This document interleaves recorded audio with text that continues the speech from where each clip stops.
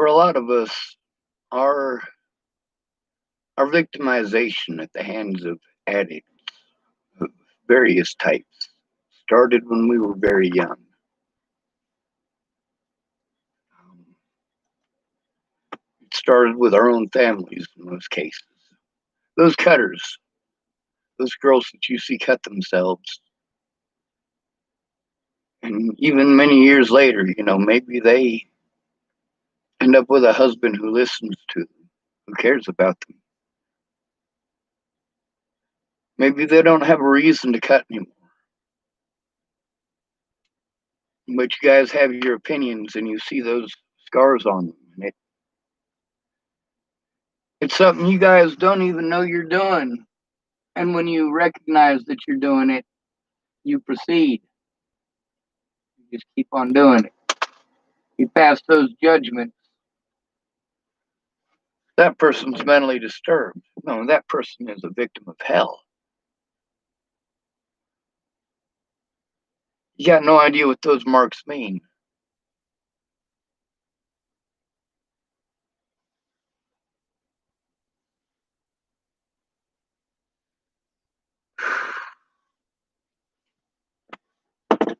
For those of us who have addicts that are family member and relatives, we come from dysfunctional families, and we hear the cop out of everyone's family is dysfunctional. Yeah. Well, there's a big difference between arguing over a pair of pants or a pair of shoes that your sister thought it was okay to borrow, and holy fuck, my dad's raping the shit out of me and my mom don't give a fuck. I try to get help and I get locked up. So I'm going to start off with the example of my mom and my dad.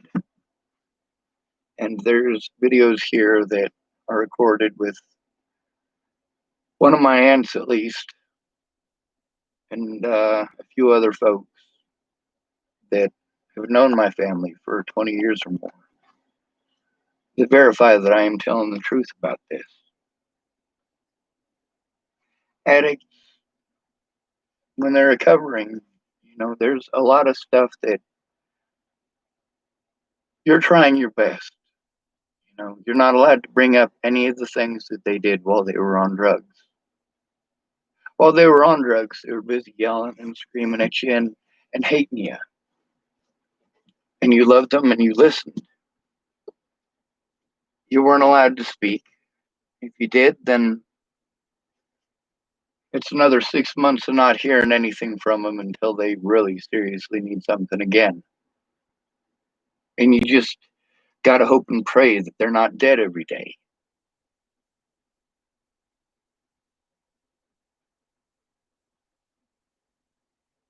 It's hard.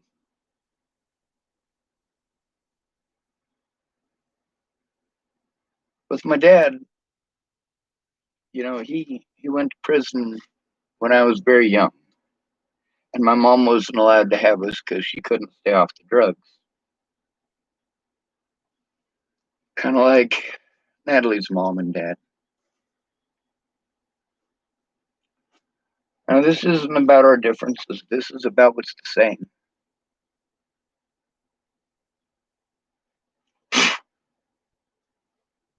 So you're a little kid. You're the one who's being victimized. Now you're the one getting locked up. Now you're the one that's in trouble because you're the kid. Kids don't have any rights. A lot of you guys, you complain about how kids don't have any rights, but you don't go in and fight these individual cases. So while you're generalizing about how messed up it is, you're not helping to fight the cases, and the cases are being lost. Sure, you want to be involved, but you're not putting your resources in the places that actually help. I mean, you tend to congregate with people who are like-minded. A lot of the people that you're friends with, you're like-minded with. You're on Facebook especially. Segregation, we can see it at its finest, can't we? Somebody disagrees politically, zap, they're gone. You don't have to hear them anymore. You don't have to hear their opinion.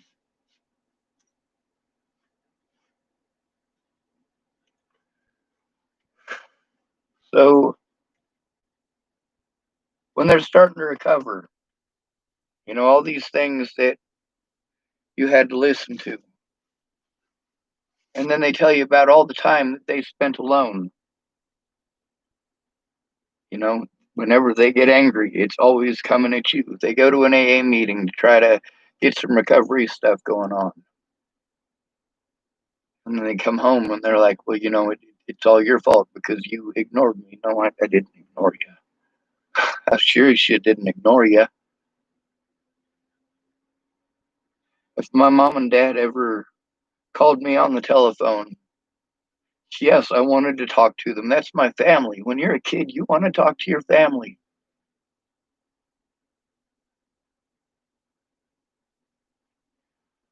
So from a very young age, my rights were immediately gone. My dad didn't have rights to me, and my mom signed them away to Centennial Peaks. I'd already been in foster home for 2 years by that point, a little over 2 years.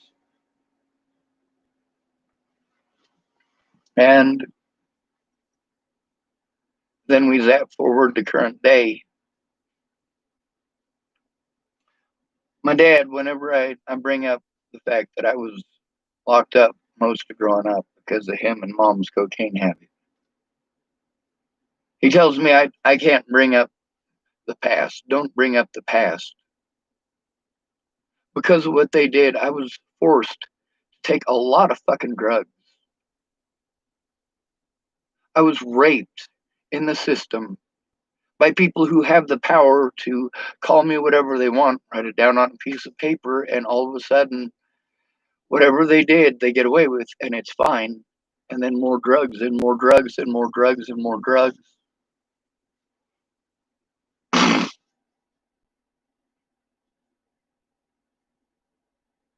See, because even in recovery, drug addiction especially teaches you to be selfish. You're constantly looking over your shoulder because you're paranoid that you're going to get in trouble. You're doing something illegal. Or you're in complete and total bliss because whatever medications you're on, you got a prescription for.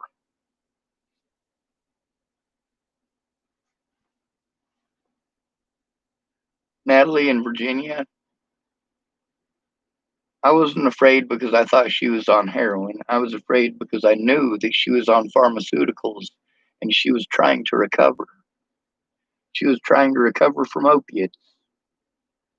And here they were putting her on more opiates. That's because she tried to kill herself. Why did she try to kill herself? Because her family was driving her nuts, and the person that was supposed to be there, support her, and to help her with that, me, wasn't there. And she put a lot on me in that. I mean, I'm having problems of my own. I am at this point. I'd been suicidal for over a year. I'd been victimized repeatedly by the police. You know, that's who Natalie saved me from. When nobody else would do anything except tell me those pretty words, Natalie and Maddie. Those two young women fucking stepped up to the plate. They didn't blow me off and give me the mentally ill treatment. But both of them also know abuse. Both of them both know adversity. I mean, Maddie Boa's dad beat on her because she was gay. How uncool is that? Why did these girls hang out on Pearl Street? Acceptance. They're not getting it from their own families.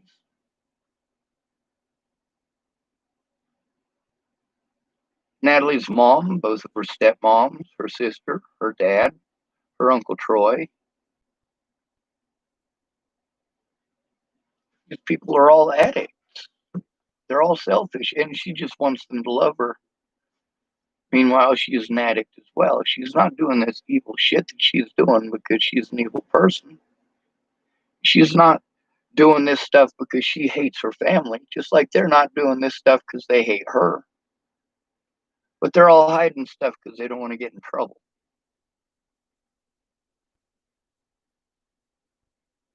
Out of all of them, Ted is one that needs to be most afraid. So he's willing to go to the most extremes and do the most evil things to get away.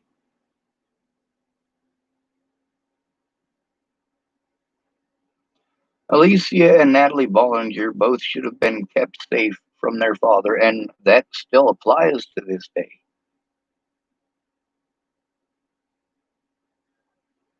Even after Natalie was dead, after people had given him thousands upon thousands of dollars, poured their heart out to him, felt bad for this son of a bitch who had raped them both. And even then, he's still getting strung out on meth, and Alicia is still getting strung out on meth, going on high-speed chases. I love these people. I love Alicia and Natalie and Miss Peaches. I love my little brother Michael. I love my older brother Eric. There's a lot of people that I love that are addicts. But when they do something messed up because they're addicts, it's terrible. It's especially terrible for me because I'm trying to get help about abuse that I'm having to endure at the hands of addicts.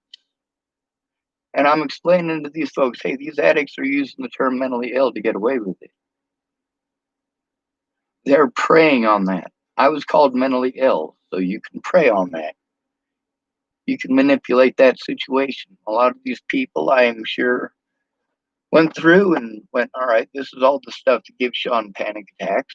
And this is exactly what we're going to do because we're going to work together to drive him fucking crazy. And they have. And folks going, yeah, dude, fucking that's not the case. You're just fucking crazy. You're just schizophrenic. Well, you can keep on playing that all you want. But when the evidence is actually there is no more validity to your words.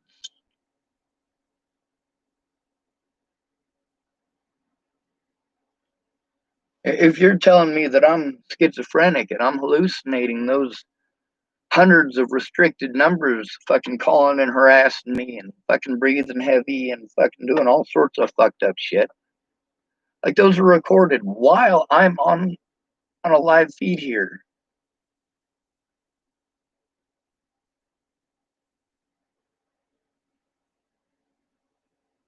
When you're a parent who's an addict, you set your child up to be victimized for the rest of their life. The moment they go into the system like that, they haven't done anything wrong, but their guilt is assumed. You're locked up with kids that killed their fucking parents. You're locked up with kids who got busted fucking raping people and fucking attempting to murder people, and you're locked up with these kids. Most of my adult predators growing up were white people.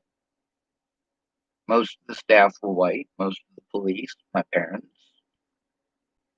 But most of the kids that I was victimized by were minorities. I was a small white kid. I wasn't just a white kid, I was a small white kid. And most of their adult predators were the same predators as mine, white people. I can understand why they didn't like white people. Even then, I understood why they were doing it, you know? Honky this and cracker that. I mean, dear God. And then my dad, he wants to talk about being in prison and talk about himself and his prison thing, and himself in prison, and himself in his prison.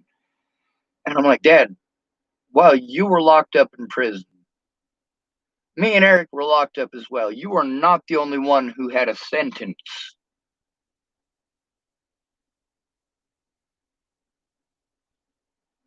Mom, you were not the only one who had a sentence. Ted Bollinger, Danica Garner, Shelley Campbell, you're not the only ones who had a sentence. Teresa Orne,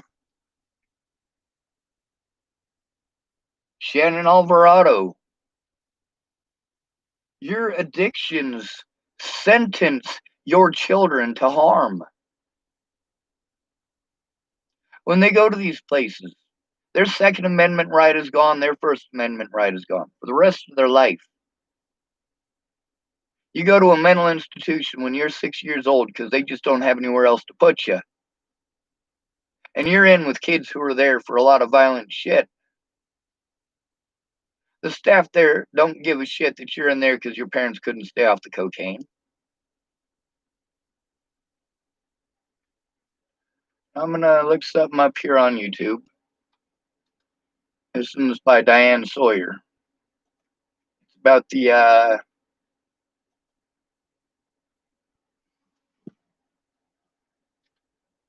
let's see.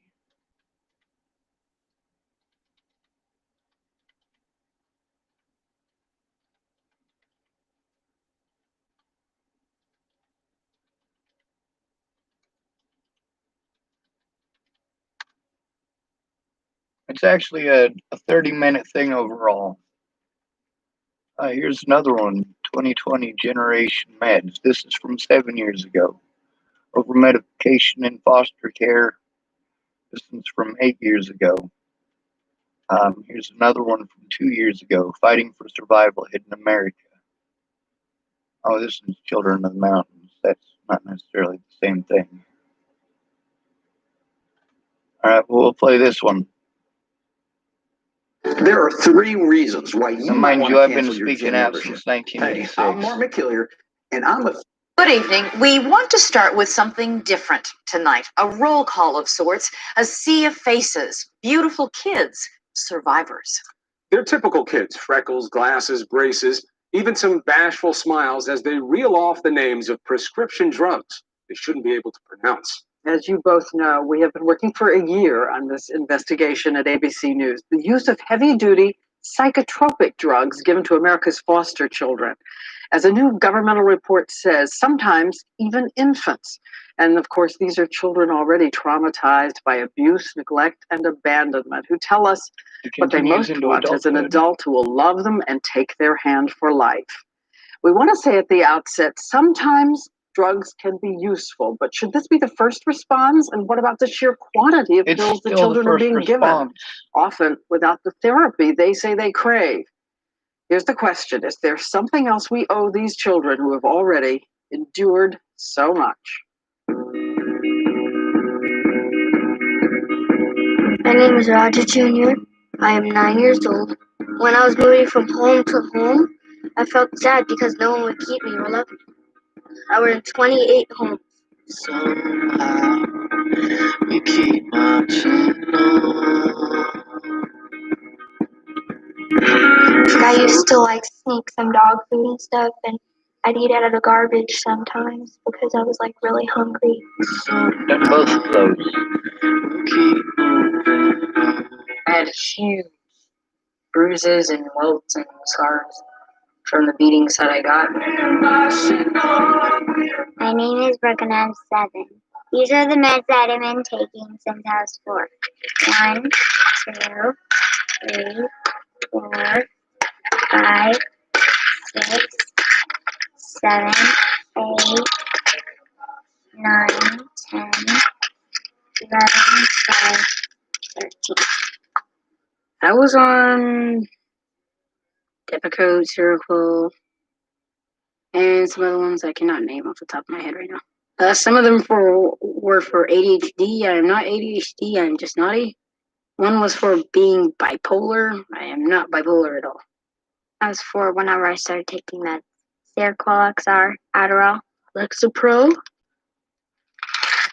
And all Solisotera, Respirol. The last one is Abilify. They made me feel as if I had 1,000 bricks on my head. I was prescribed 7 or 8 different pills. I gained almost or over 100 pounds. Just mixing all the medications together, I was just a zombie. My name is Crystal. I'm 15. I have been in 26 placements. I feel like I have these kids ain't got nothing on me. disappeared from everybody's point of view. I was put on 3 different medicines when I first went into foster care at age of 6.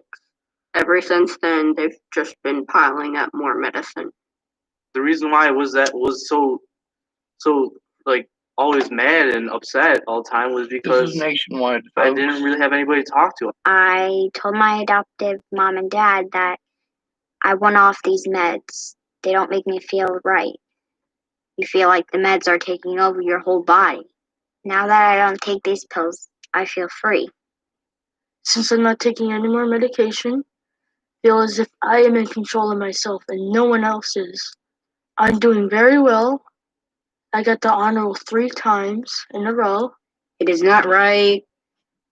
The people that are over medicating the children, you should stop it right now. What I really want people to know is that you can make it through the process as I have. Even though you're in foster care, you should never give up and always have hope. And they did do a fine job of trying to pick the kids that they felt were eloquent. A lot of times when the news talks about a lot of the other victims, most of these kids are going to end up homeless.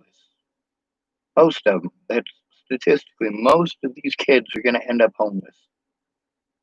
And because they're homeless, they're going to end up with a criminal record starting right at 18. They already can't own a firearm because they've been on psychotropic medications. They've already got labels that can be used to prevent them from ever having a future in our society. No matter what, for the rest of these children's lives, even when they're 80 years old, this can be used to prevent them from ever being allowed to defend themselves. If they're beaten or they're raped, hey, you're the one who's on drugs. You put me on the fucking drugs, bitch. This is the kind of shit that I had to go through because my parents were addicts. To this day, they don't want to hear or do anything about my life or the damage that has been done to it. My dad wants to bring up while he was in prison, but I'm not allowed to bring up the past. I was locked up while my dad was in prison. I was in Centennial Peaks while my dad was in prison. I was in Fort Logan while my dad was in prison. I was in Mount St. Vincent's while my dad was in prison.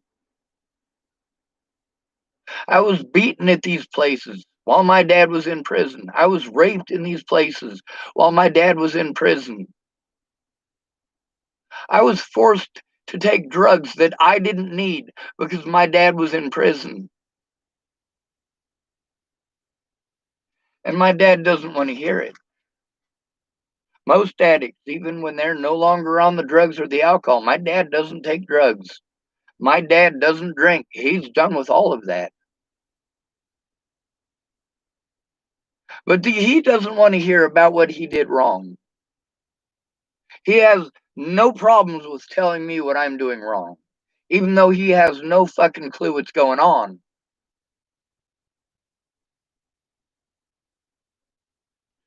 The addicts, they continue, even after they're done with all of the drugs, they continue having the same selfish habits. Now, for a lot of these kids, they're not going to start off as drug addicts. They're already drug addicts. They're already addicted to drugs, many of which we are told as children, hey, if you stop taking this cold turkey, it could kill you. We look at the list of the stuff that they're giving us because we're suicidal over abuse and neglect. And what are the things that are on that? We're suicidal, but we're also on medications whose side effects will make you act on suicidal thoughts, will make you more suicidal. Now, when you carry that to the next place, you say, hey, you probably don't want to put me on that kind of stuff because it makes me suicidal. Well, they're not going to take your word for it. They want to try it for themselves. Well, this kid tells us that this is a dangerous thing to do. Why don't we try it? As an adult, it's the same thing. Except Diane Sawyer isn't going to do a piece on you. I wonder how many of the 30 or so kids that are in this video, Diane Sawyer's video on over-medication in foster care. It says, over-medication in foster care, Hidden America, Generation Meds, Part 1 of 3. I mean, we're not even halfway through Part 1.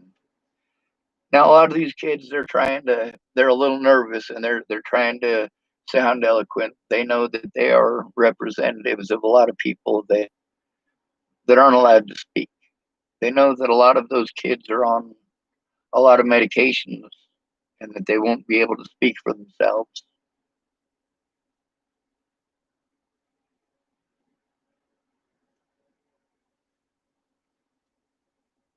It all comes down to, it doesn't matter if it's illegal, it matters if anyone cares.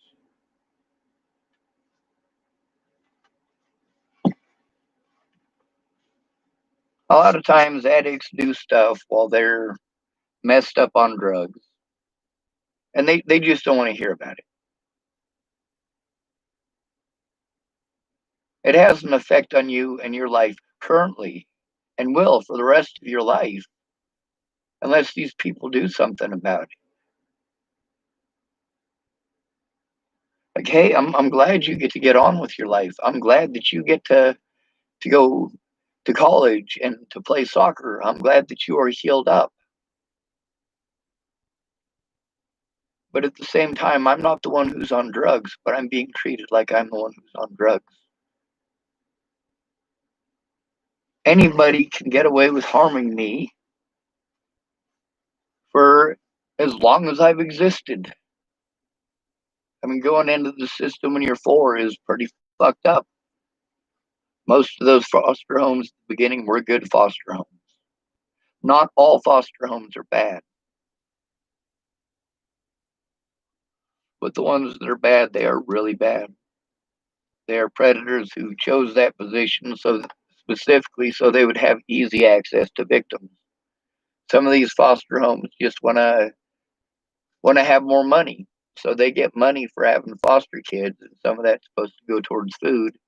And then instead you're going to the food bank. Sorry, I'm looking for an ashtray. I'm not just moving around erratically.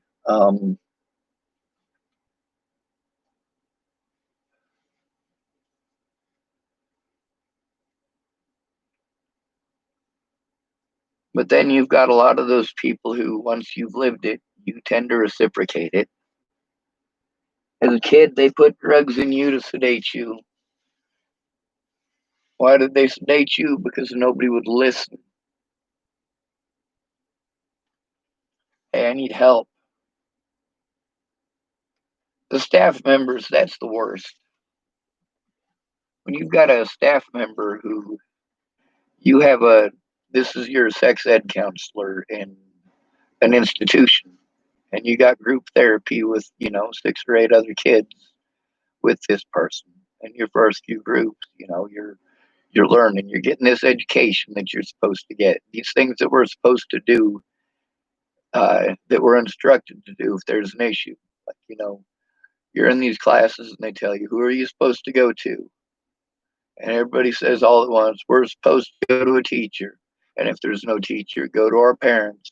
What do you do if you can't reach your parents? You're supposed to tell a police officer. And they have these drills or whatever, you know. And the first 3 weeks with this person, you think everything's all right. You know, this person's a sex ed counselor. They wouldn't dare do anything.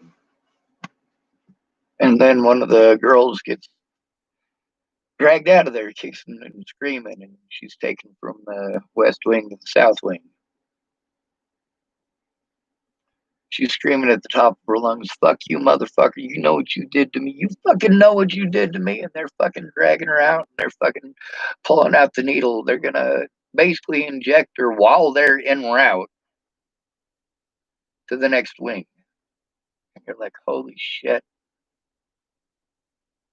She's a fucking nut. Even you in the institution, you're assuming that the staff is correct. And then when he comes and decides he's going to touch you inappropriately, then you're like, oh my God, and I treated that girl like she was fucking crazy.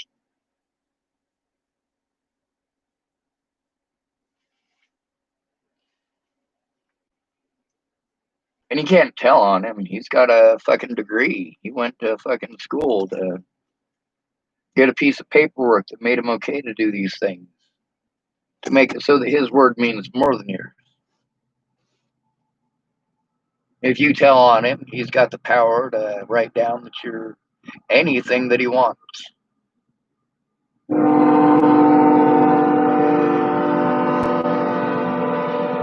Train.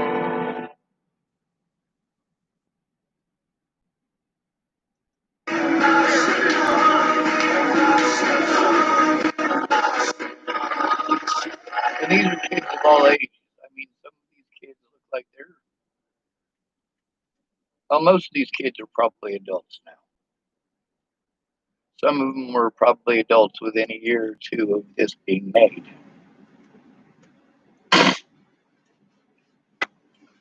But then we've also got situations like Clearview. You know, this place gets to abuse their power and get away with it.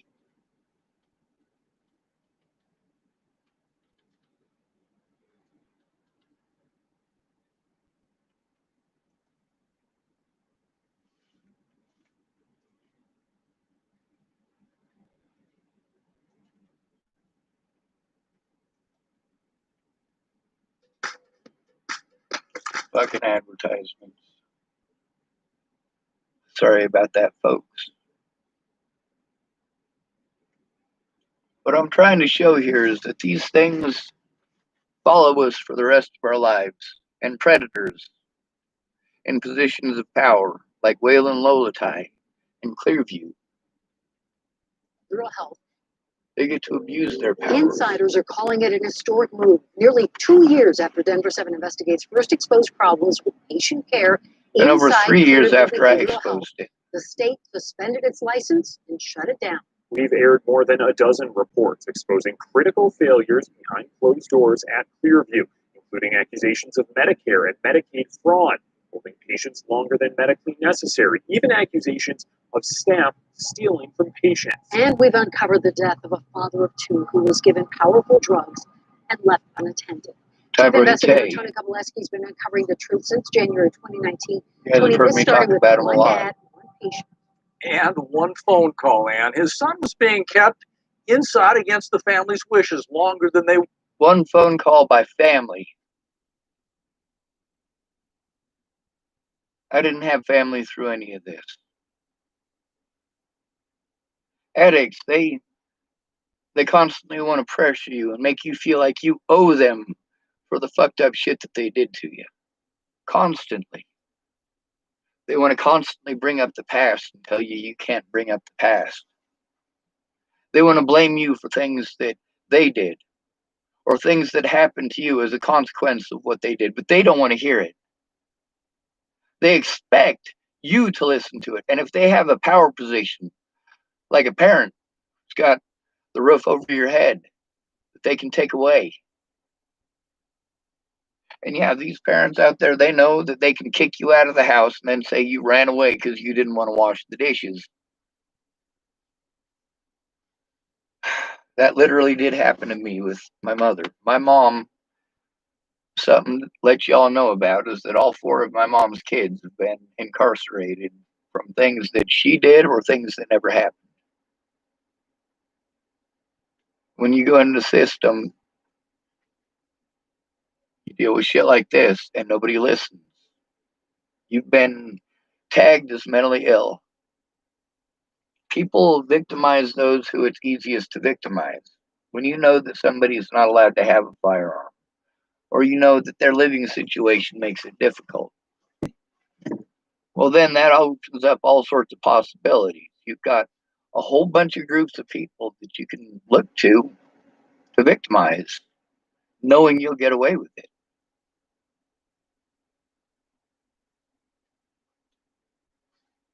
The laws only keep the honest person honest. When they say, all right, well, you're not allowed to have your firearm at your house to protect yourself anymore because the barrel's a little too long. The buttstock is too short. We changed the laws, so you got to move your stuff. No, there's the grandfather clause. If you got that in there, it's yours. The issue that you have is when it's no longer for your own protection that you've had for a long time and you decide you want to sell it.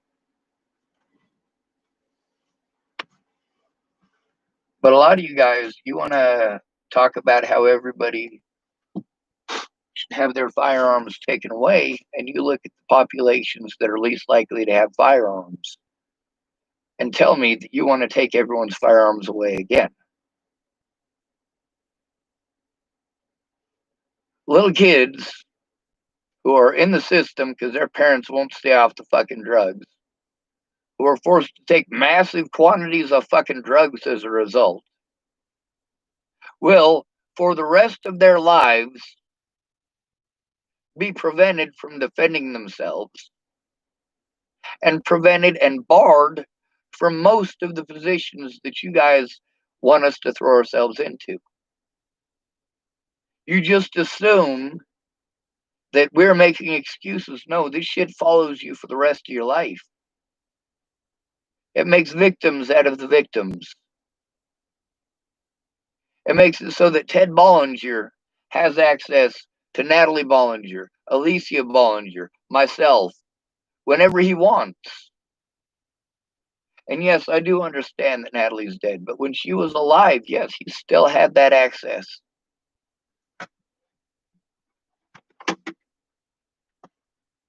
A lot of those addicts, they're abused by their predators, and when they're younger, they want to tell on them, but later on in life, they just want to be loved. They want those people to love them. This is your family. Your family is supposed to love you. They're supposed to love you. And nobody else is going to love you like family. I mean, look at how many of these people have dated folks that are just completely taking advantage of their vulnerability. Like, I thought you loved me. I thought you were family. My family sucked. And you promised you were different. And then you end up with a bunch of stupid arguments.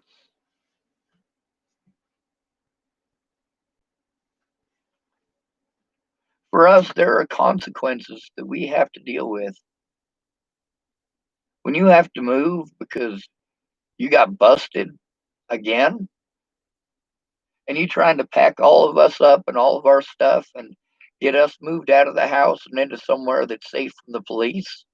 You don't want the police taking your kids away, but you shouldn't have your fucking kids. You keep going to dangerous men. I understand you do that out of frustration and desperation. And I understand that all those resources that they promise you are out there, you jump through those hoops and it just ate up your resources.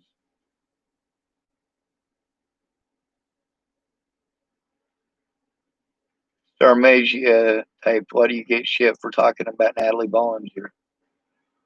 Well, because I was accused of killing her.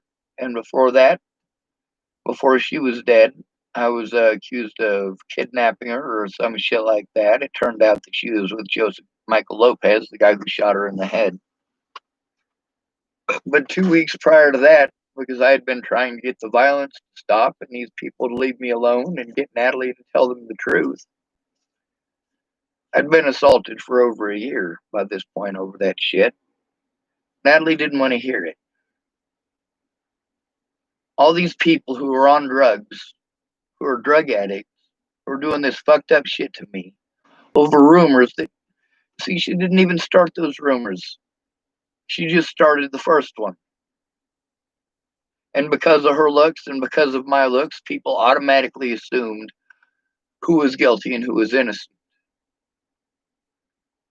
And those rumors started off as I stalked her to Virginia. Obviously, I've proven that that was not the case. With actual evidence, actual her fucking words. But after a year of abuse and assault, I knew who her predators were. I knew who she was protecting.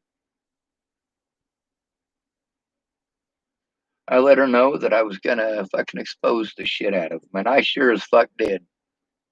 You goddamn right I did. I exposed Ted with Natalie's fucking email right on his fucking Facebook.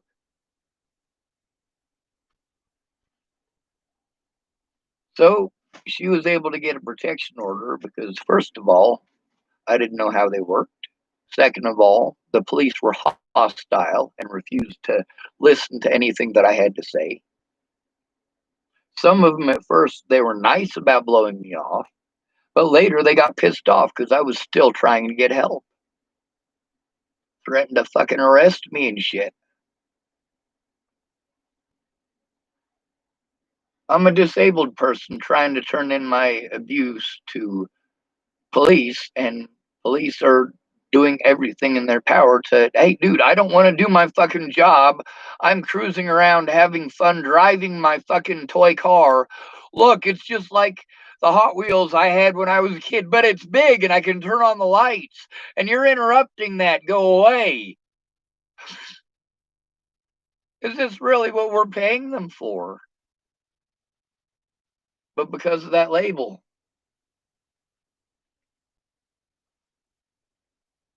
And addicts, while they're addicts, and even after, when they're trying to recover, they don't want to hear how it affects you. They don't want to hear it. They shouldn't have to. They're doing good for themselves because they're recovering. Meanwhile, you are still taking the fucking abuse. And then they're being abusive.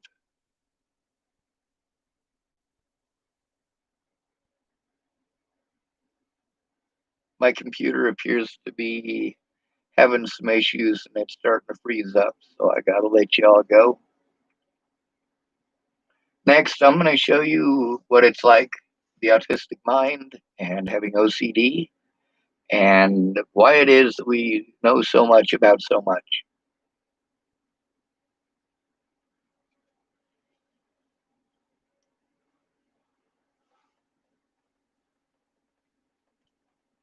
Natalie was able to get a protection order against me, and I wasn't able to defend myself.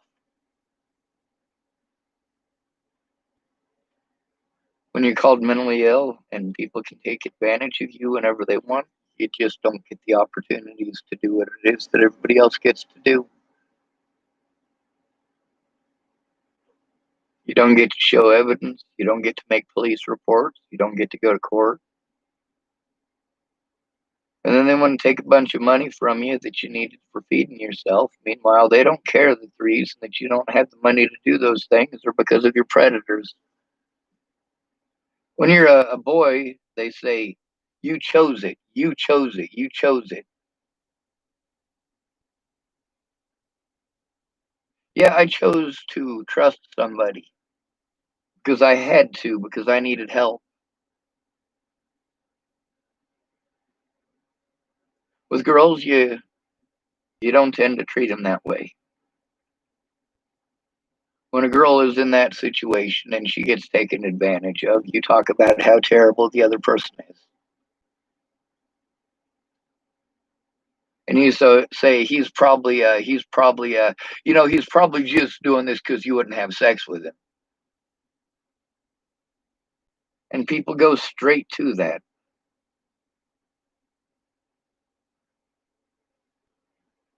how I look was important. A lot of people who wanted to help me, they're like, dude, looks shouldn't matter. But then they're like, hey, man, you know, you should cut your hair, you should cut your beard, you should put on a suit, you should this, you should that.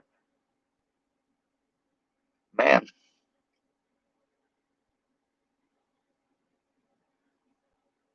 And then when these people called me, a lot of them that I'd never met, they were calling me and they were going to help me. And then they just ended up talking about themselves the whole time.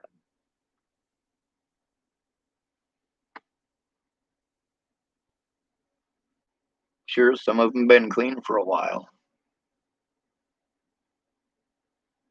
But a lot of them just pretend because they want you to listen to them. Like, no, I'm not doing this stuff to this poor guy because I'm on meth. Look at me, I'm a pretty girl. Would I lie to you? Would I lie to you, honey? Now would I say something that wasn't true? I'm asking you, honey, would I lie to you? If only I hadn't screamed my voice out a couple nights ago.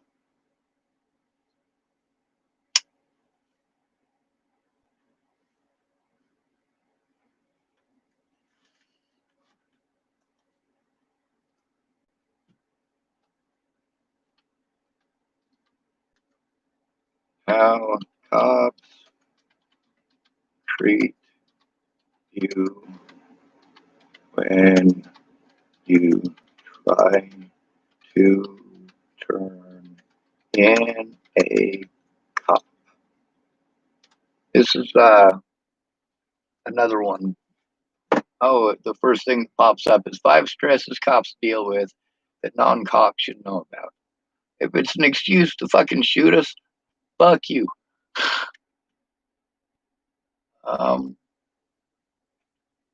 Suburban woman's arrest raises concerns about how police treat mentally ill. Now I'm interested. Let's listen to this one. The Dalton Police mission statement says the department's highest priority is protection of all. Less than 2 weeks ago, on a snowy Halloween afternoon, the arrest of a suburban woman on minor charges is raising questions about the protection of those who are mentally ill. Some of this video obtained by the I-Team may be unsettling. She got my order wrong. They spit in my food. It started with a police call for an out-of-control customer at a fast food restaurant. Do you need medical? I'm fine. I just want to go home. The woman was taken into custody and put into a police vehicle. I'm mentally ill. I'm on papers for being mentally ill. If you run my hand, I'm mentally ill. You guys need to stop. This is what a lawyer is going to tell you that you have to tell the police officers. You have to tell them these things. Now, it's terrible that it's the term mentally ill. You need to tell them the very specifics of it. If you're schizophrenic, you need to let them know you're schizophrenic. If you don't, it could get you shot. It could get you asphyxiated to death. A lot of things can happen. At that point, you're supposed to have protections. You're supposed to have a representative. Now, is this a representative working for the state? Is what you got to ask yourself at this point. At this point, obviously, the police have already assumed her guilt, and they've got her in custody.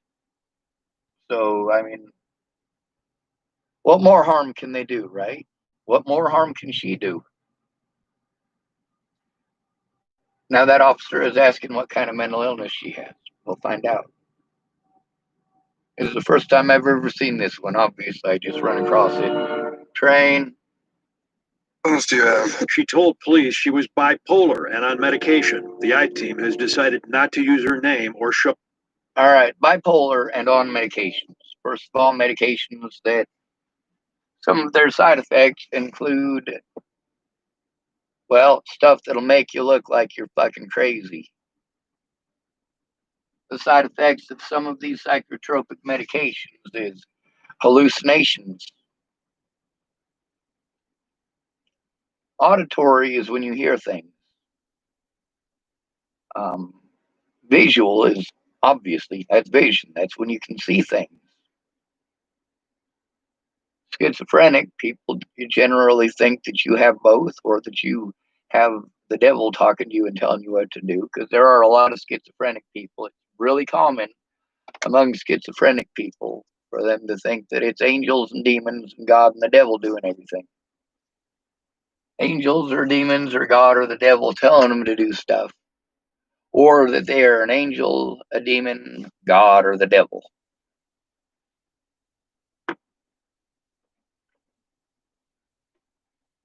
Then again, they're not going to harm her for this, are they? They don't have a reason to harm her. She's not hurting anybody. Show her. On the way to Dalton's police station, she became emotional and more agitated. All right, so here she's having a meltdown. Why is she having a meltdown? What is she afraid of? Well, she's afraid she's about to get basically run over. All of her rights no longer exist. Now, although the lawyers tell you you're supposed to tell them these things turn an officer's ears off.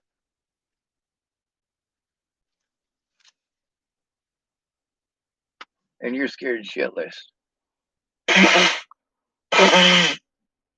Now, obviously, in this woman's situation, she's not having to deal with anything as severe as being accused of murder.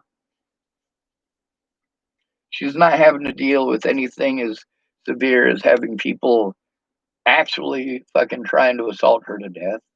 But she is having to deal with, she can't be in a certain establishment because she's erratic.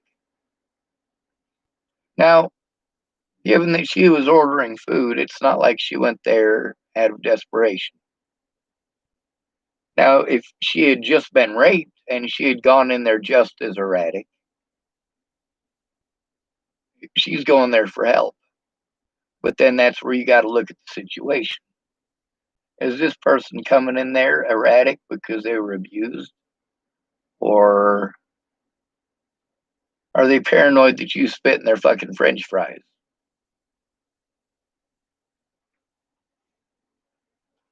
Now, bipolar, that's one of those things that gives the cops an excuse to turn their ears off. Same thing with schizophrenia. And the term mentally ill is also used as an excuse to turn their ears off. They automatically assume that you're in the wrong. That's what makes us so prone to abuse. That's what makes us so prone to neglect. Nobody believes you once you've got that tag. And nobody cares if it's true or not. Just casting the suspicion of doubt is good enough.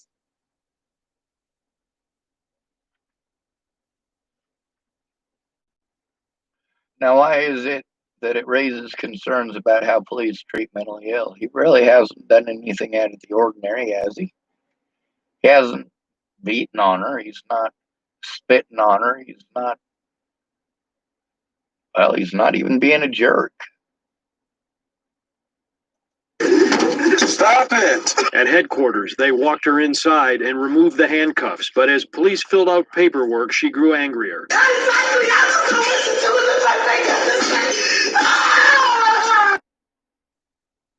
What is it that she was trying to tell them that they weren't listening to? That's what I want to know. At this point, by the time somebody is screaming like that, something has happened. They have tried speaking clearly and concisely. Might have been the demeanor of the officer. The nonchalant, I don't care thing. You never know. But also, there's the fact that she might actually be this mentally ill. Trademark. She might actually need some help. In either event, whether she is mentally ill, and let's take the mentally ill thing out there. Let's say she's schizophrenic and she was hallucinating that somebody might have spit in her stuff.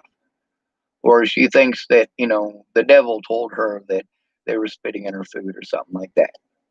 Well, in that case, the type of help that she needs to get, she's not going to get at the cop shop. Now, let's say she's not schizophrenic. However, she says that she's mentally ill.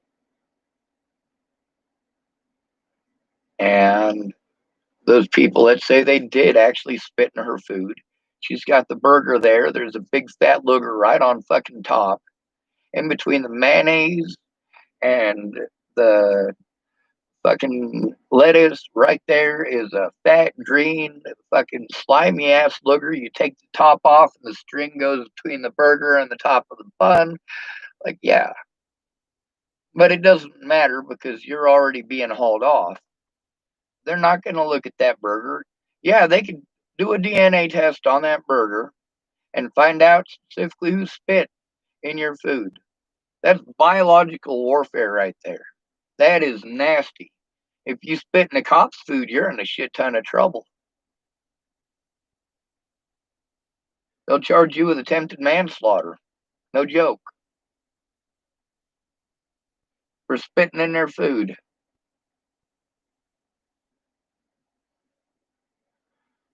So,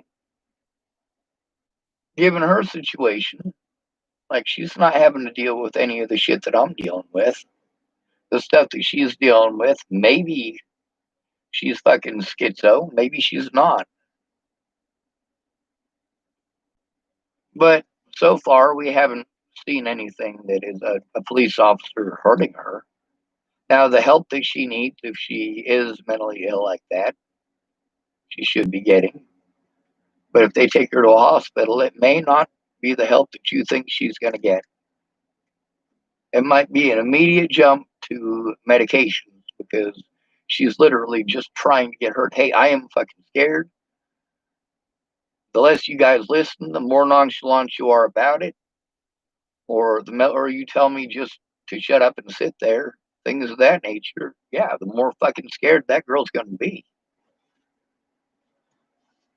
You start pulling out needles, and that's even more scary. Now, in this situation, let's give the police the benefit of the doubt in this situation.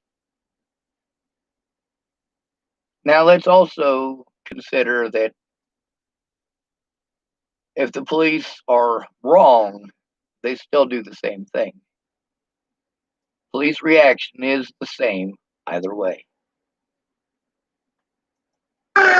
It's not working against their word. It's always gonna be like that. I'm never gonna be right. And that is our greatest fear, all of us. You turn off the cameras, it's your word versus ours. The term mentally ill takes it away immediately. See, I didn't get far before points that I've been trying to make all along are coming right out in this video. A lot of you guys want to pretend like it's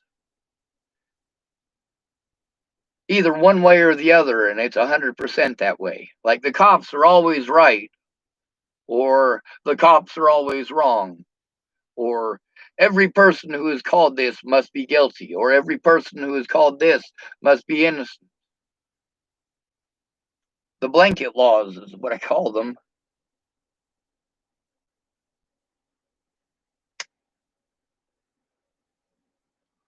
But it is just your word versus theirs. And if it's inconvenient for them, they lose their body cam footage. And things went downhill from there.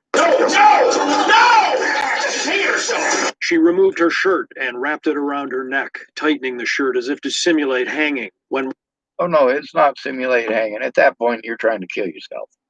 Straight up. You already know where it's going from here. Whether you're schizophrenic or not,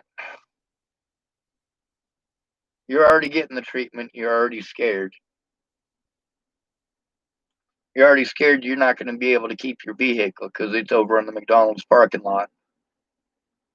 Yeah, they're probably going to have that towed. You're probably not going to have the money to get it out.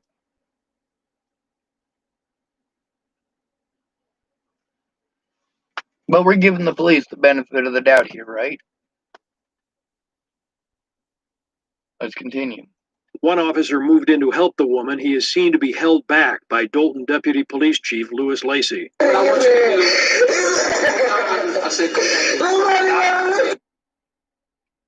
Says nobody ever listens to me. nobody ever listens to me. It's the tag that does that. The term mentally ill. If this woman is raped, her rapist will probably get away with it. We have laws that we introduced because we had to recognize that people who are called mentally ill, people who are actually schizophrenic and actually all of these other things, are at risk of being preyed upon because nobody's going to believe them. So now you have this label that allows you to basically make that person out to be like that to the general public. So now the general public, all you have to do is insinuate that they might be schizophrenic, and that is good enough. That's good enough for a conviction. You don't need evidence. You just need to cast doubt as to somebody's sanity. See, that's where all of my predators were able to get away with this. By questioning my sanity. The police would not look at evidence. Oh, you're saying a police officer assaulted you. Well, we're going to question your sanity when you try to turn it in. We're going to use that as an excuse to turn you away. We're going to lie to you because we can get away with it because you're called mentally ill. She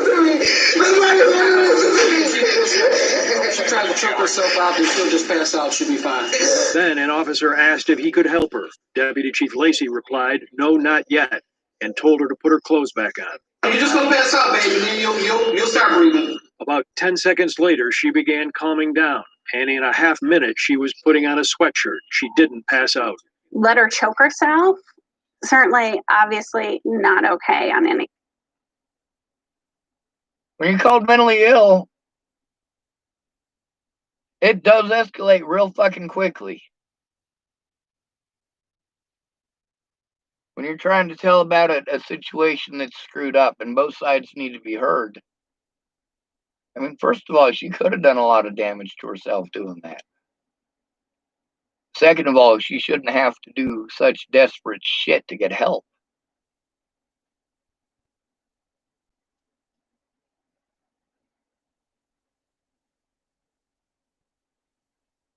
Anybody in your family, whether they're schizophrenic or not, autistic people aren't schizophrenic.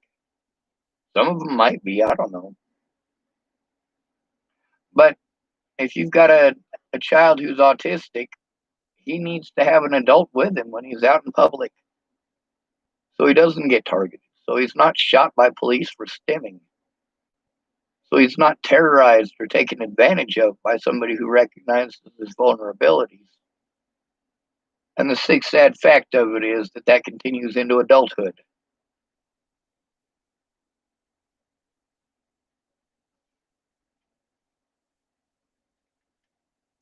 Standard. That comment was just completely callous and dangerous. And it's a lot fucking nicer than what the officers did in my situation. Yes, many of the officers were like that. Those are the good cops. Those are the bystanders. Those are the ones who watch another police officer do something that every single one of these officers has been trained to do, which is to torture somebody so that they react with the fight or flight reaction, which is not a choice. When you're in that much pain, you are going to react to it. And those officers just stand idly by and watch. This is your good officer here. That's the most fucked up part. But this is the part that they're bitching about her trying to hang herself. Now, what kind of abuse is she enduring in this situation? Is she going through the same shit that I am? No. That needs to be pointed out from the start. At this point, she's not being accused of being a fucking child molester, a rapist, a murderer, and all sorts of other fucked up shit. At this point in time, she hasn't had it all over the news. At this point in time, she's not made homeless in a place where millions of people have seen the news. At this point in time, this woman has had just the basics done to her. The scariest parts. They take away your phone. Now you can't call anyone for help. A lot of us were told, hey, if you encounter the cops, you need to call me first. Well, the cops aren't letting me do that. I was trying to explain to the cops what was going on. I can't exactly call you. I'd like to. A lot of times, even, I've made attempts to do it, and people just didn't answer their phone. It's a nice idea. It's a nice notion. It would be great if, the police would just do that stuff in between 5:35 and 6:09 when you finally get home from work, because then on your car ride, you might be able to do something illegal like answer the phone and actually do that. But for the rest of the day, you're either with your family taking care of family shit, or you're sleeping, or you're taking care of your hygiene so that you can go to work and keep your job.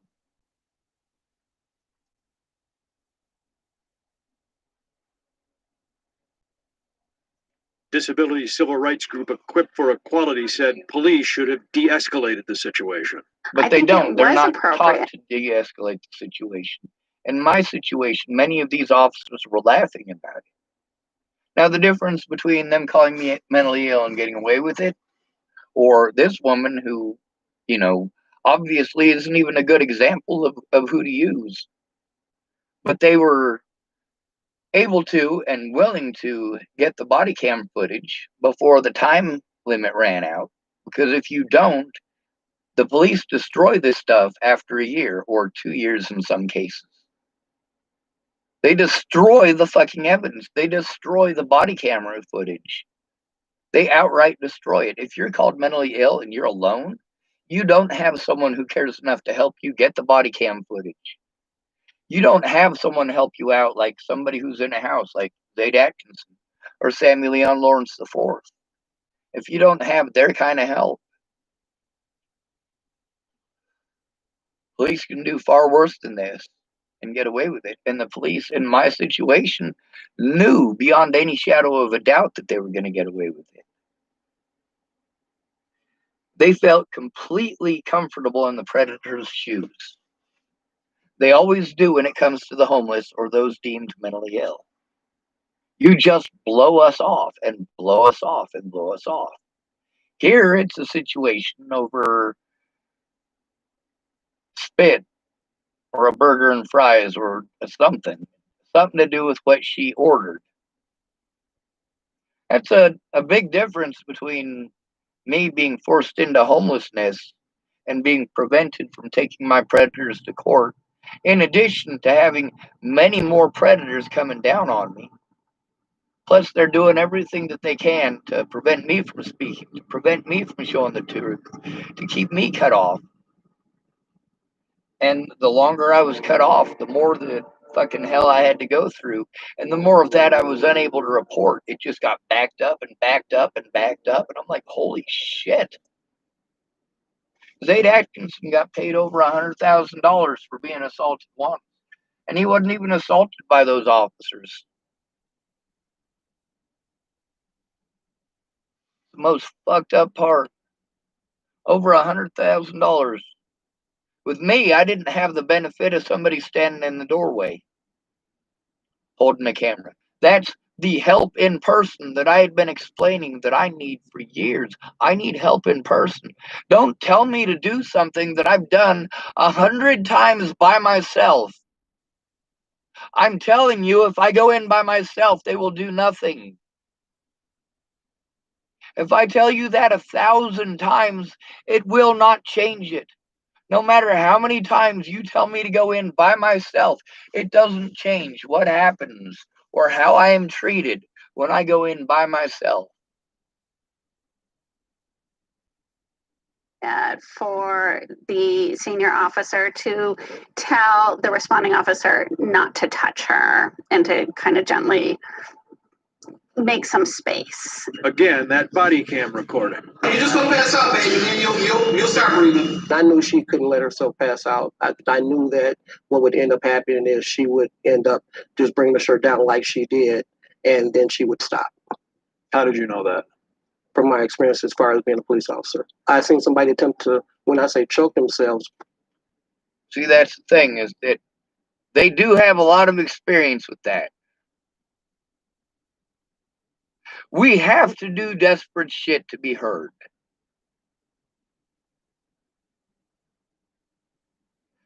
Now, at that point, when she puts her shirt down,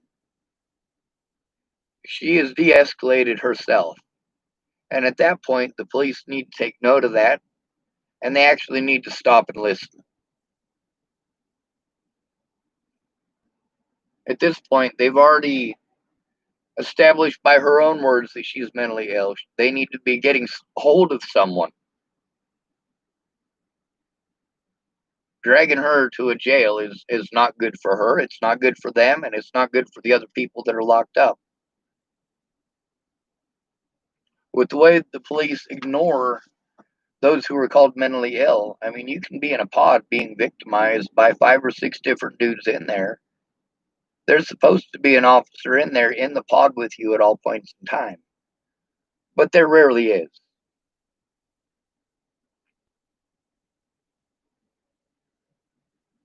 Some of these officers, if they don't like you, they will pay other inmates with extra sack lunches. Imagine that. See, if an inmate wants to have you beaten up, he can pay somebody a couple of cookies from lunch or something from commissary. And that, you're rich if you have commissary. Homeless people don't generally have commissary. Nobody's going to put no money on your books, and you have an outstanding book thing because, well, they like to arrest homeless people.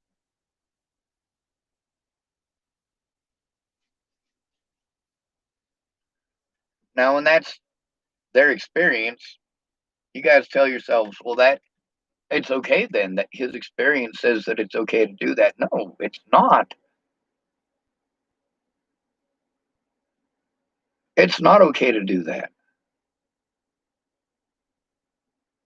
At this point, this person has already shown that this situation is happening because she needs help.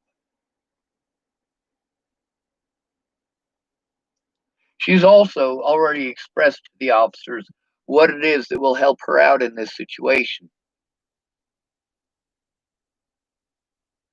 For her to be allowed to go home, that should not be a big fucking deal.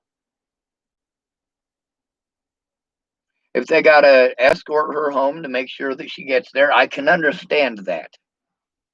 100%.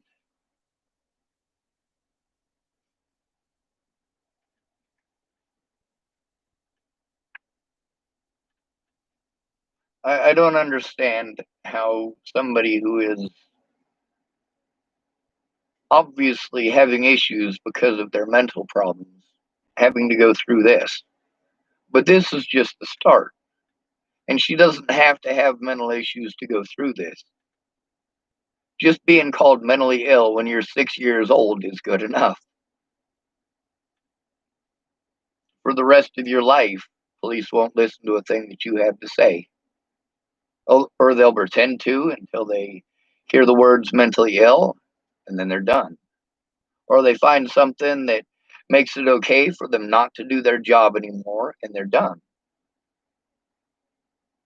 Even if it's the words of the very predators you're trying to turn in. I mean, for me, when I was trying to turn in my predators, I'm being treated like I'm this woman. And meanwhile, the only situations that they even want to bring up, like Scott DaCosta and all the conversations and videos with him. he doesn't want to bring up or even acknowledge the fact that there were many, many times that I spoke to the police. I had gone in, I had spoke to them calmly and collectively. I had taken the evidence in with me to show them.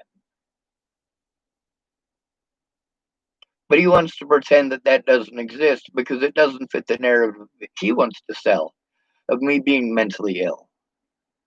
Now, why does he want to sell that narrative? Because he was covering for his officers and their wrongdoing.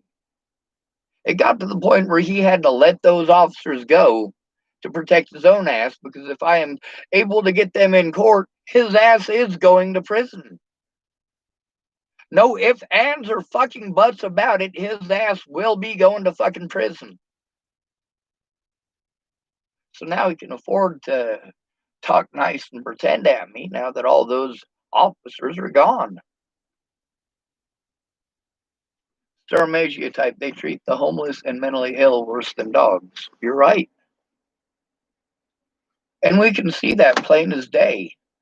We see more hatred towards the mentally ill and the homeless than any else.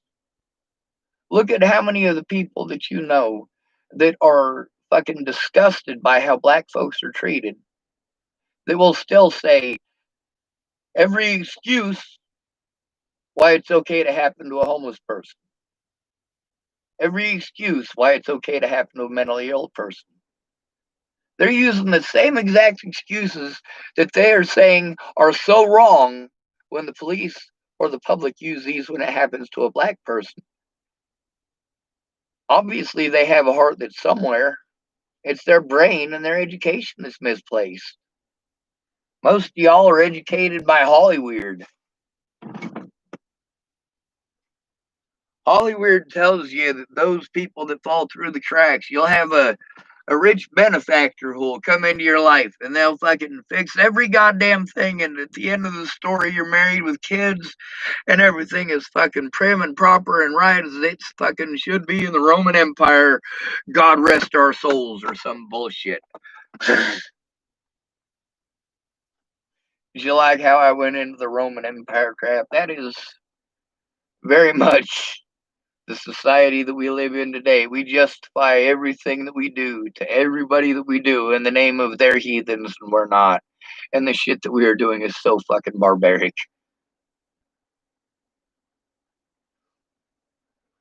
Anyway, I think I'm gonna let this video be done since I've been rambling at y'all for a while.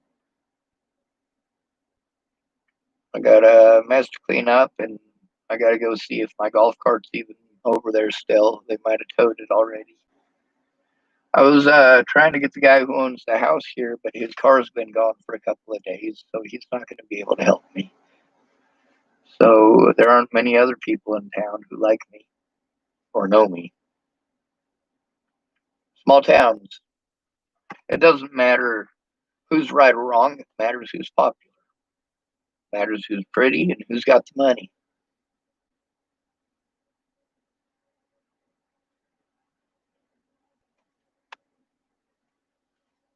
Actually, I guess I probably owe it to myself and you guys to finish this. Pull their shirt over their neck and then let it down. I say. And that's exactly what she did. Dalton's police chief, Ernest Mobley, told the I-Team that his command staff would now review how the incident was handled. We asked a civil rights attorney and a mental health expert to look at the police body cam video. When I watch a video like that and I see anyone being... Body cam, body cam, body cam.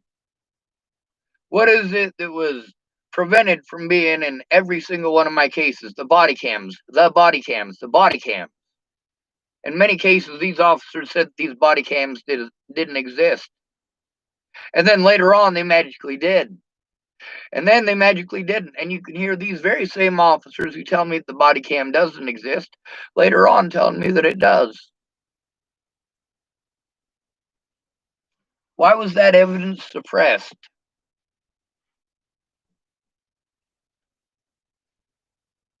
What part of this broken system in each of these cases allowed them to do that? Like in this case, me being assaulted by Waylon Lolatai, they were able to prevent me from getting that body cam footage by dropping the charges. If I'd have had that body cam footage, Boulder would have been in a lot more fucking trouble than they would have been with the John Bonet case, because they would have been caught red fucking handed breaking a lot of fucking laws. But there was so much cry for my blood that the police were more than fucking happy to oblige. I mean, just in the footage I was able to get that doesn't have the volume on it like a police body camera does, you can see in many of these cases where these people were smiling in these videos or laughing. In Clearview, one of those staff members who was talking about how horribly the staff in Clearview treat the patients, she was one of the staff who horribly treated me. After they injected me with those fucking drugs in there, and I was still trying to get the police there, she thought it was fucking hilarious. You can't hear her laughing, but you can see her face get real big fucking shit-eating grin on her face. What you can't hear is why.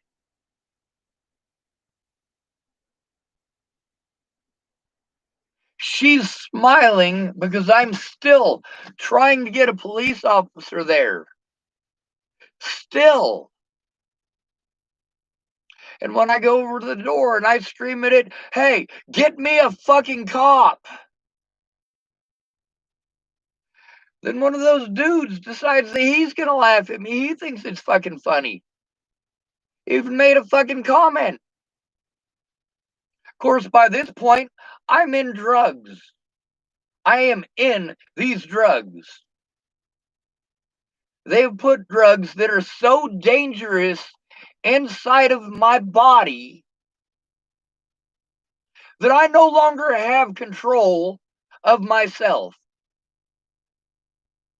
And you asked me why I am so afraid to have these drugs put in me.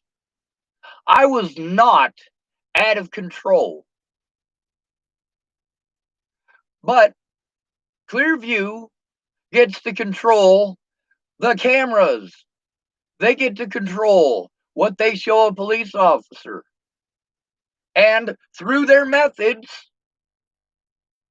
they were able to manipulate their power to prevent me from even speaking to that officer. They were able to justify it by calling me mentally ill. And later on, they killed a man doing this. And people only care because his family cares. But then again, they're not pushing this, are they? They're not pushing the case of this mentally ill man the way that they are Elijah McClain or George Floyd, are they?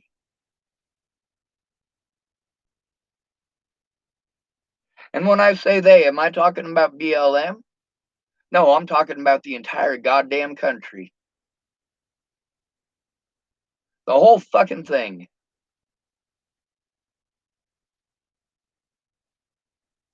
Treated in a way that feels unfair or not best practice. As a mental health advocate, it's heartbreaking. The police did not arrive when she was in a state of crisis.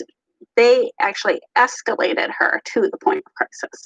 Both experts said this incident suggests additional training could be helpful. If someone feels hopeless and out of control to the point where they're threatening and attempting suicide in front of law enforcement, our understanding is that that woman should have been transported by way of paramedics or the police for a suicide assessment and for safety. Looking back on that incident. But also, that's wrong too.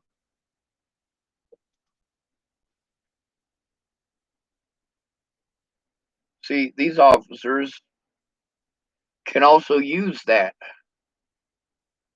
They escalated her to the point that she was suicidal.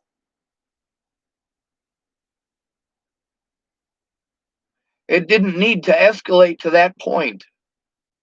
It did not need to escalate to that point. Meanwhile, these officers are treating her a whole lot nicer than they treated me.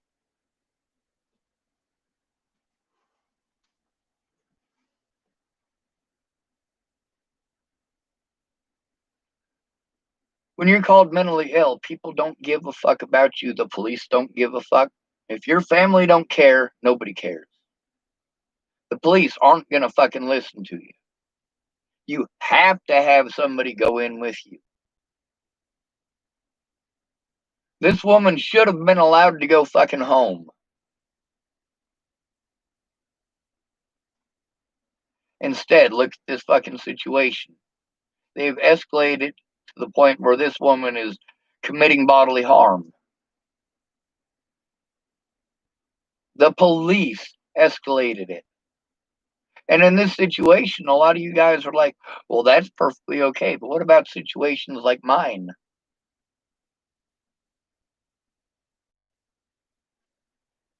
In my situation, there was a lot of police officers who thought it was fucking funny.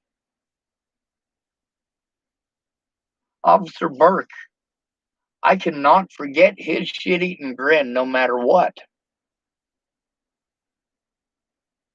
He was smiling the whole time. I'm telling him about Ted Bollinger, or I'm telling these officers at that point, I'm sorry, about Ted Bollinger and what he did to his daughters.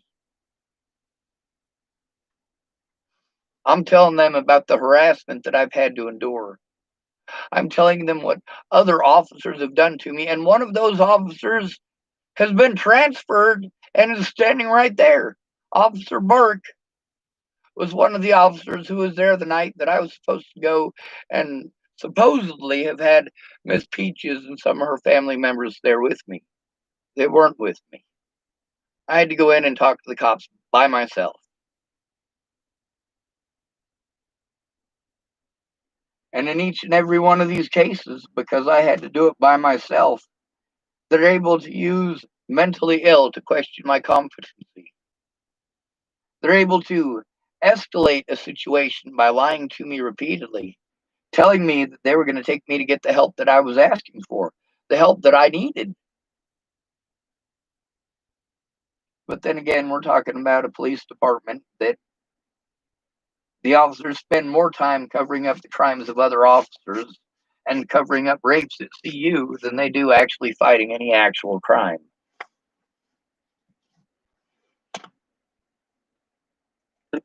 Would a better thing to have done have been to help her or put her back in handcuffs so she couldn't do this anymore? Well, you got to understand that she was already acting in an irrational manner. So continually trying to restrain. All right, so here's the situation. What that officer did, I personally felt that he, at that point with her, was doing the right thing. With the exception of, well, she was sitting down in a chair, so she wouldn't have fallen far if she did fall, but they needed to be close enough to catch her. Other than that, she calmed down immediately afterwards, and they should have, well, instead of punishing her because of their escalation, they should have stopped and listened.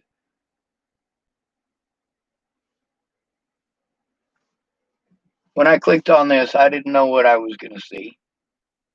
By the point that it had escalated to that point, I feel that officer did the right thing. I feel that the stuff that led to it was completely wrong. Also, there are 10,000 examples that are way better than this, including mine, including Sammy Leon Lawrence IV, including Tybert Tay. You see these people winning these cases, they're the ones that you care about, but you don't see the people who continue to have to endure the abuse. The ones who have to take it day in and day out. Those are called the homeless. Many of the homeless are labeled as mentally ill. So we all got a double fucking whammy. Most of us were in the system growing up. The homeless do not have the right to defend themselves.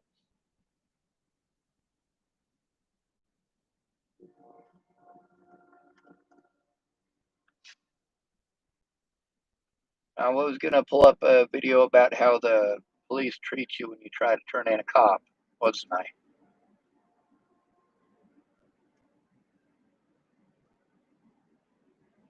Let's see. Here's one that's an hour and 20 minutes long about how cops treat innocent people. It's an hour and 20 minutes long, though. Arizona police officers asked to leave Starbucks. Oh, it's too bad Starbucks issued an apology.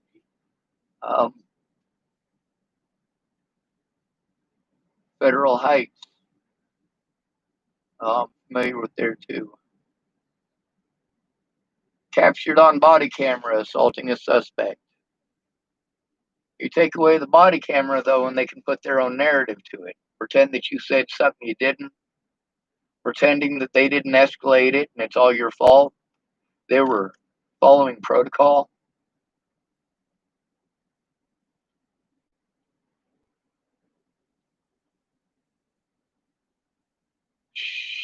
Jesus fuck, why did they bury this stuff? Like, that is so messed up.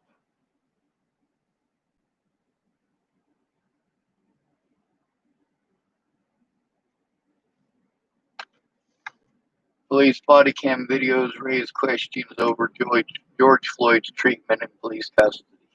Well, duh. And then there's this police officer.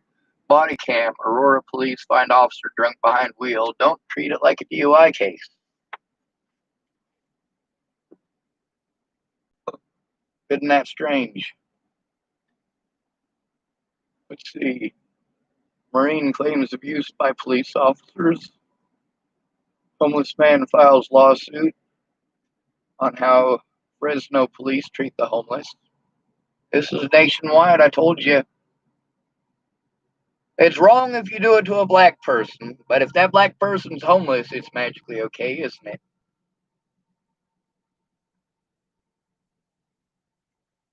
Huh. There's a lot of stuff on here that's scary. Here's one that says body cam shows officer shoot man wearing headphones. Because you didn't respond fast enough, I'm sure. A lot of y'all, your ideas for me as far as the sensory overload thing. If I can listen to music, it helps. If I'm listening to music and the world around me and you guys arguing about your stupid shit, the music doesn't help. It's just more stuff on top of it. Now, if I put those headphones in, that does help. But that also increases my chance of getting shot because I'm not able to respond to anything because I can't hear anything if the things are that loud. Also, if I've got my headphones in and I can still hear Shannon Alvarado through a closed door and those headphones screaming at Rick, and you heard how loud Rick can yell. Yeah, that's them headphones and that music aren't helping in that scenario.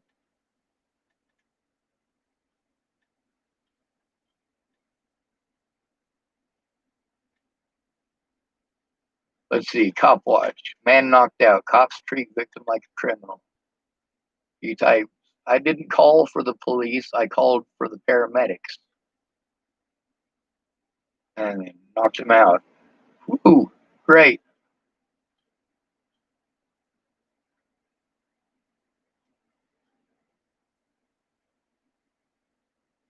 Here's one with a cop slamming a dude up by his throat. There's all sorts of police brutality. Imagine that each of these officers is aware that their body cameras could get them in a lot of trouble, and most of them, when they were intending on doing harm to another person, turned off their body cameras.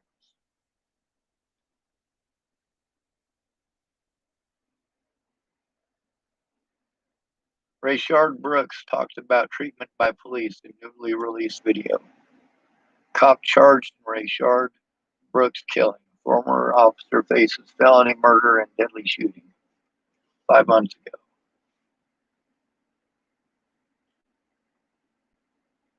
See, I haven't even gotten to the one that I'm trying to get to yet. It's buried under a lot of stuff like a lot of this is like people trying to justify it, different police agencies. One of them here is a thing about, it says racist cop accidentally pulls over black police captain, then this happens. Now, if you guys hadn't noticed, most of the time when police are busted doing something fucked up and wrong, it's not a big Hollywood production crew filming it from 5 or 6 different angles. In this, it's a stage thing. It's like a little, 5-minute movie that was created by the police station at your expense. You're the taxpayers. You're the ones who are paying this money. Also, so are those who are incarcerated. So are those who are wrongly accused. And the police, they get busted with things that actually happen, so they have to make believe situations like this to pretend that that's how cops really are. No, this is as fake as when those officers went to that lady's home with the sneakers and all the toys for her kids, and the very first camera view that you see is from behind that lady inside of her fucking house. There's a cameraman inside of her fucking house right behind her. I don't know about you guys, but if that was happening to me, I'd be pretty fucking creeped out. And then you see a second view of the officer walking up to the door, and it's from the side on a tripod. And then you see the one with the officer talking to her right from, like, almost like it's a doorbell cam at an angle that shows both of them.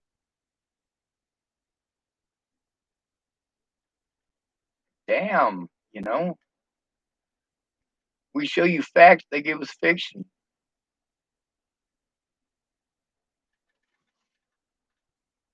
But I see these things popping up often, and for some odd reason, they end up getting buried. They always end up getting buried. And then you end up scrolling through for an hour and a half until you find it, or you do what I had to do last time I looked for the video. What I do last time I had to look for the video, well, I had to get on my YouTube, so we'll do it that way, or on my Facebook.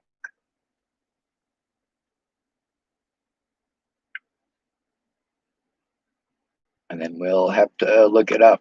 We'll have to do some research. When did I post it? Where did I post it?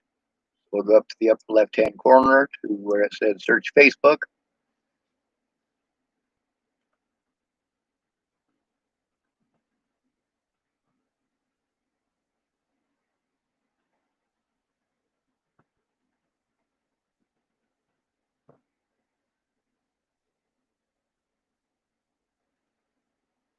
All right, and then we'll go to posts.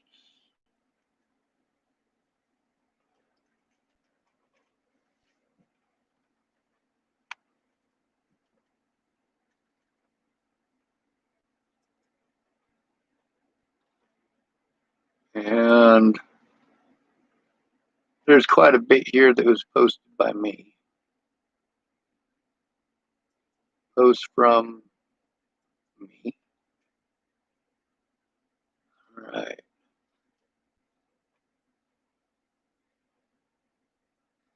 How to get a hold of the FBI. Conversation with a friend. Obviously, I've been scrolling for a while, so this is something that I've been speaking out on for a while.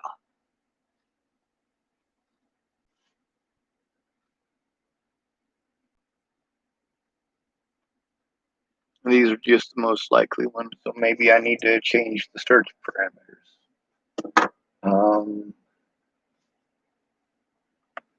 How we are treated when we try to, and then we'll go to posts. And this is what takes such an incredibly long time, folks. is going through and trying to find stuff. You know it exists, but it's going to take you an hour to dig through shit to find it.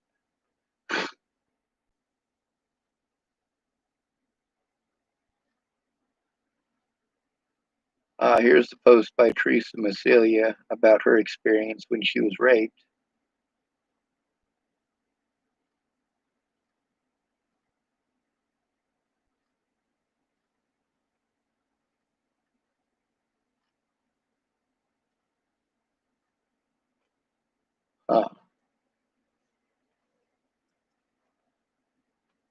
Oh, videos.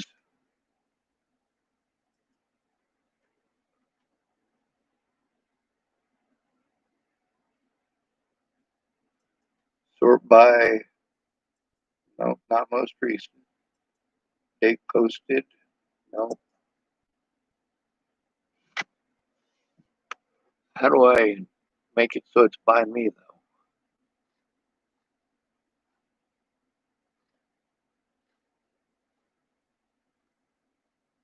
It's like a 45-minute long video, but oh, that might be a search parameter I can look it up by.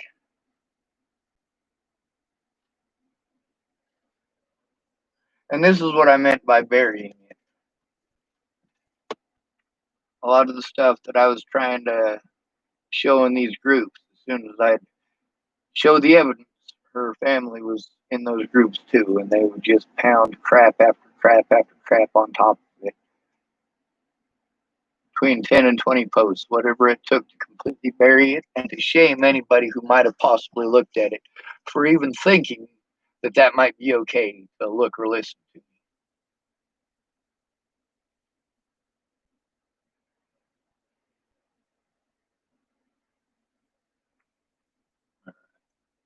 I scroll up to the top, I use the filter and go to duration, long. Let's see.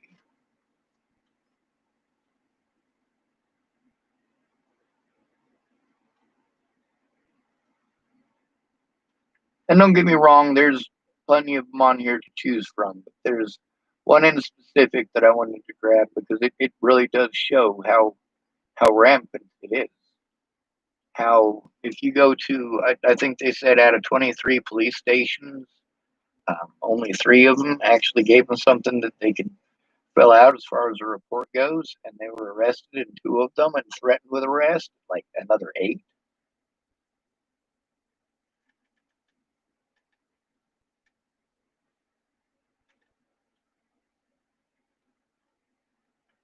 Yep, and since this thing was made before the whole BLM thing got extremely popular, there's a lot of BLM stuff that is burying it as well.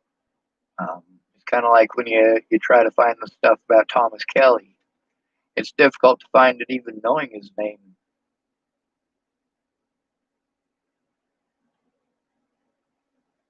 I mean, it's not, but it's something that is buried under a lot of other cases and a lot of other situations.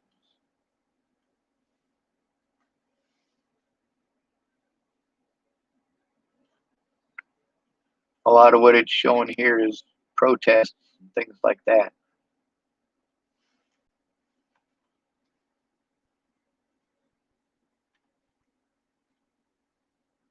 And of course, this is with access to the internet, access to scroll through and try to find it, to show it to you. And it's still, this is just one part of it. Even with the resources, it takes time. That time is difficult to come by when you're constantly running around trying to fulfill the obligations that your predators have had imposed on you by using their position wrongly.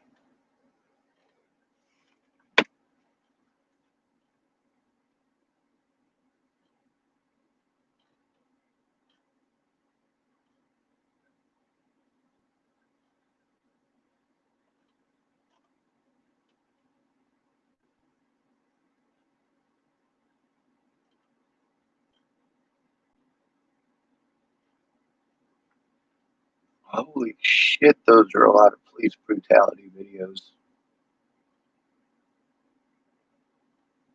And strangely, it's not all black people like you might assume.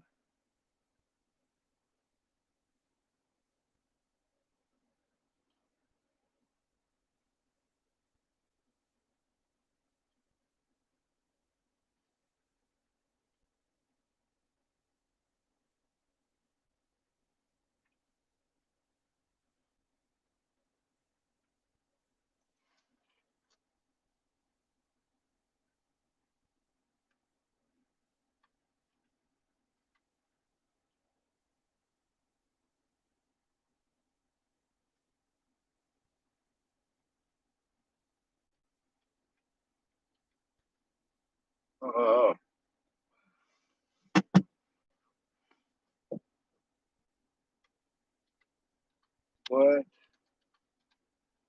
happens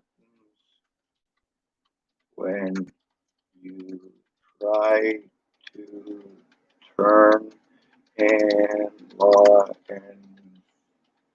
enforcement?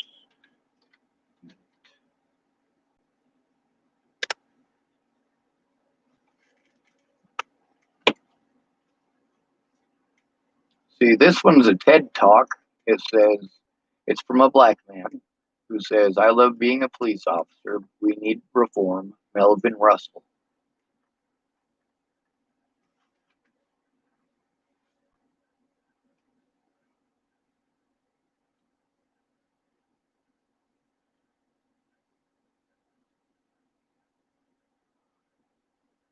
Well, now it's pretty much all police brutality videos. I guess that answers the question, but it's still not finding the video that I'm looking for in specific, because the one that I'm wanting to show you is an investigation, a large investigation by a news crew that spanned multiple counties.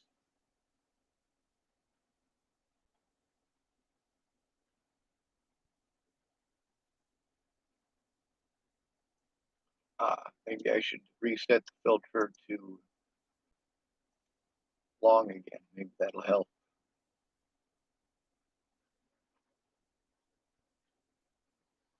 But also part of the reason I was looking for it is because you guys don't really want to listen to anything unless the news said it.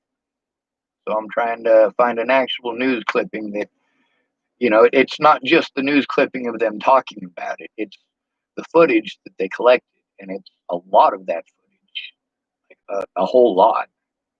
And they said there was so much of it they couldn't even. It's like an hour and a half long, and I think the one that I posted up was like a 35-minute edited version of it. You know, and when you consider that the thing is an hour and a half long, and they had to cut a lot out of it. You know, there's a lot that they couldn't put into it. It would have just been too long. I mean, that also tells you the incredible complications that we're having to go through just trying to get an officer who does something wrong and obstructs justice and victimizes the victim, such as in my case.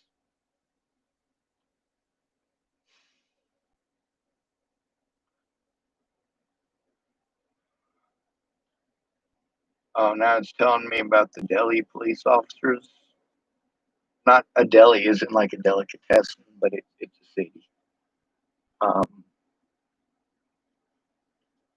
Delhi.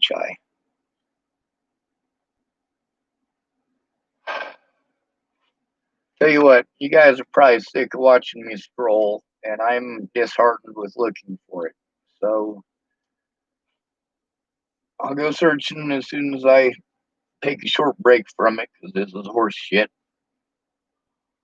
I'm sorry for holding you so long, those of you who are trying to be patient.